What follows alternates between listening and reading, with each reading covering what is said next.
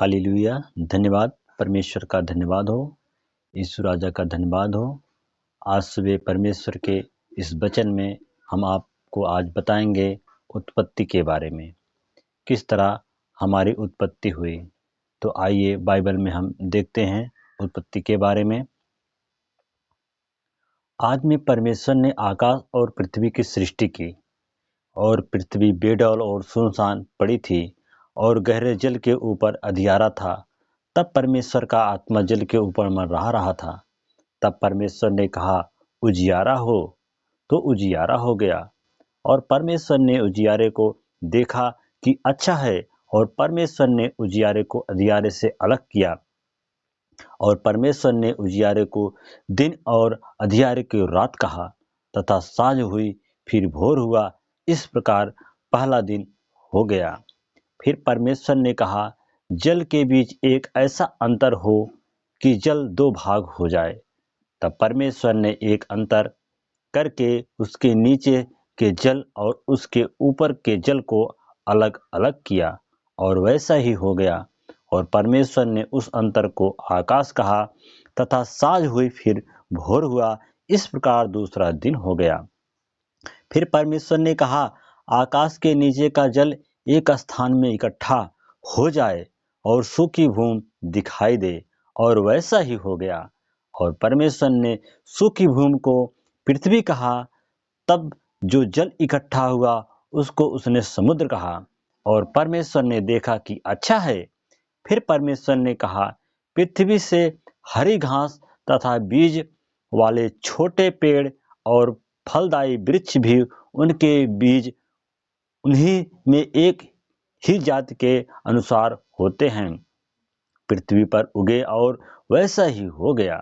तो पृथ्वी पृथ्वी से हरी घास और छोटे छोटे पेड़, जिनमें अपनी अपनी जात के अनुसार बीज होता है, और फलदायी वृक्ष उनके बीच एक एक की जात के अनुसार उन्हीं में होते हैं, उगे। और परमेश्वर ने देखा कि अच्छा है। तब साँझ हुई, फिर भोर हुआ। इस प्रकार तीसरा दिन हो गया। फिर परमेश्वर ने दिन को रात से अलग करने के लिए आकाश के अंतर में ज्योतियां हो, और वे चिन्हों और नियत समयों और दिनों और वर्षों के कारण हो। और वे ज्योतियां आकाश के अंतर में पृथ्वी पर प्रकाश देने वाली भी ठहरें, और वैसा ही हो गया। तब परमेश्वर ने दो बड़ी ज्योतियां बनाई। उनमें से बड़ी ज्योति को दिन पर प्रभुता करने के लिए, और छोटी ज्योति को रात भर प्रभुता करने के लिए बनाया, और तारागण को भी बनाया। परमेश्वर ने उनको आकाश के अंतर में इसलिए रखा कि वे पृथ्वी पर प्रकाश दें, तब दिन और रात पर प्रभुता करे, और उजियारे को अंधियारे से अलग करे। और परमेश्वर ने देखा कि अच्छा है। तब साँझ हुई, फिर भोर हुआ। इस प्रकार चौथा दिन हो गया।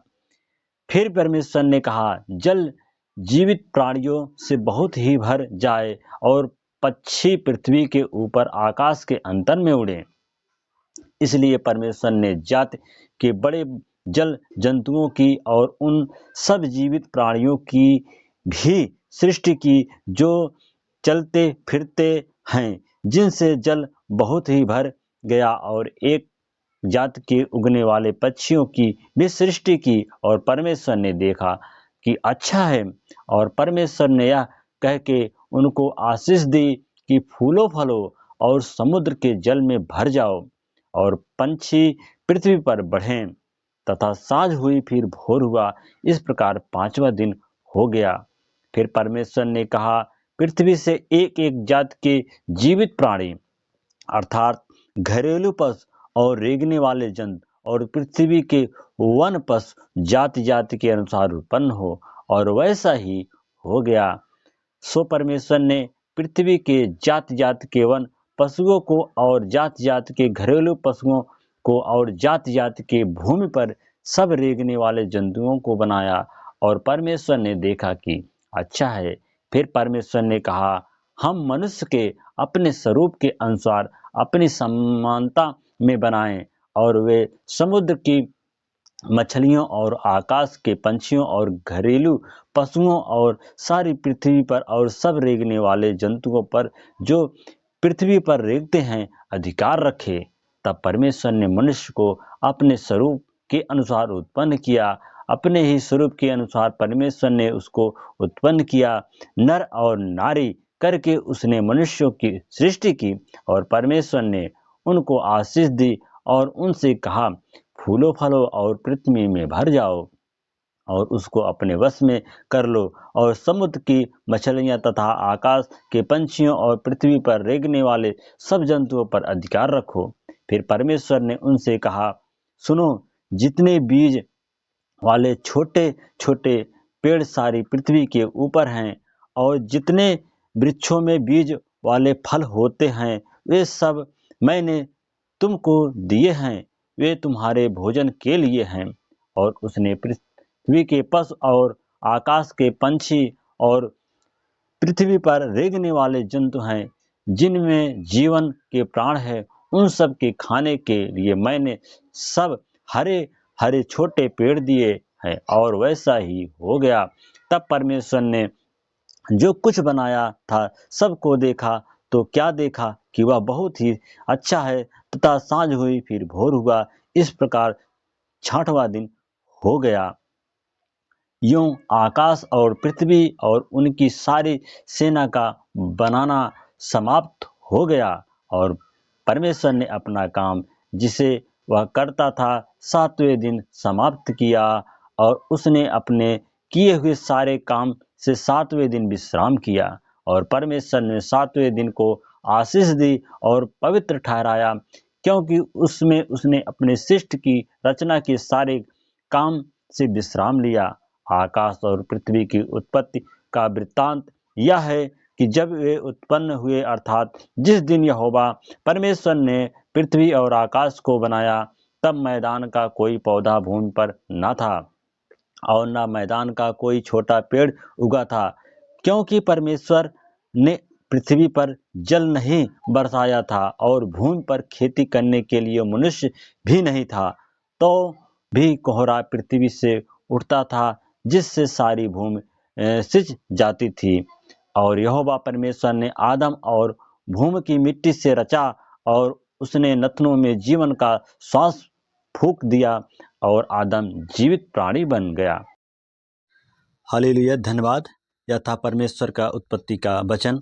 आगे की वीडियो में हम आपको शेष भाग को लेकर के आएंगे, तो तब तक परमेश्वर की प्रार्थना में आप लोग बने रहिए। हम आपके लिए प्रार्थना करते हैं। हालेलुया, धन्यवाद धन्यवाद।